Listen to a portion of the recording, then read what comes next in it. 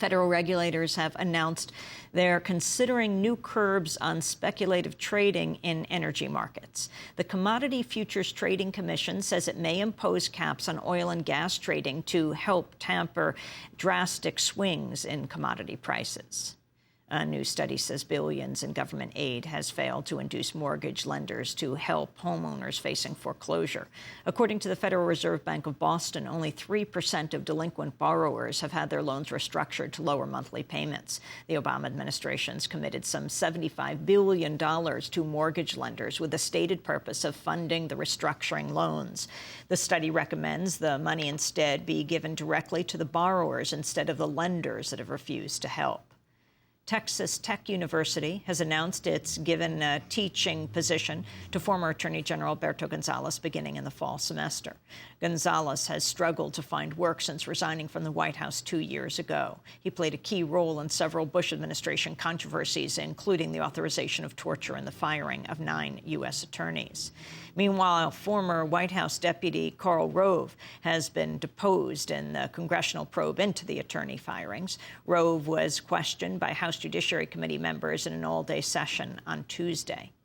In Denver, a judge has denied former University of Colorado professor Ward Churchill's bid to return to his old job despite a jury's finding he was wrongfully dismissed.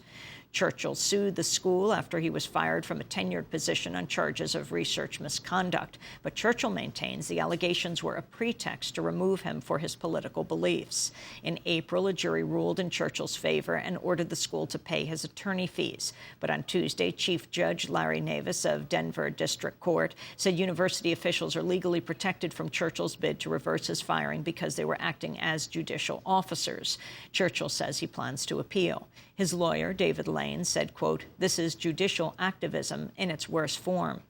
A jury said Ward Churchill's free speech was violated, and yet Judge Navis goes on for almost 50 pages saying in so many words, too bad. The FBI has joined a probe into the death of an Islamic religious leader who was killed in a suspicious fire last month. Imam Ali Muhammad had gone to clean hate graffiti scrawled inside his family's Irmo, California former home. His body was found inside the home after the fire broke out. Muhammad and his family had moved out of the home because they had come under anti-Muslim harassment by area residents.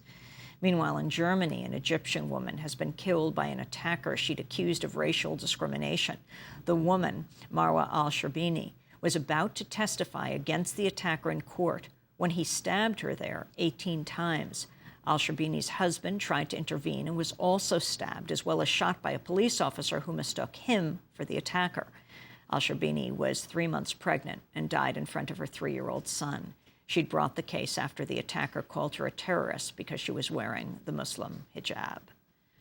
And the pop artist Michael Jackson was honored Tuesday at a memorial service in Los Angeles. Jackson died last month at the age of 50. An audience estimated in the tens of millions around the world tuned in through television, radio, and the internet. The Reverend Al Sharpton spoke about Jackson's importance in breaking barriers for African Americans. He put on one glove, pulled his pants up, and broke down the color curtain, where now our videos are shown, and magazines put us on the cover. It was Michael Jackson that brought blacks and whites and Asians and Latinos together. It was Michael Jackson that made us sing "We Are the World" and feed the hungry long before Live Aid.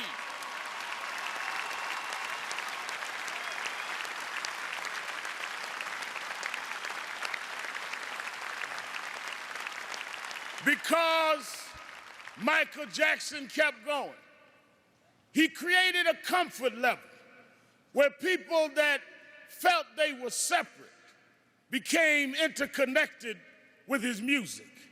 And it was that comfort level that kids from Japan and Ghana and France and Iowa and Pennsylvania got comfortable enough with each other to later it wasn't strange to us to watch Oprah on television.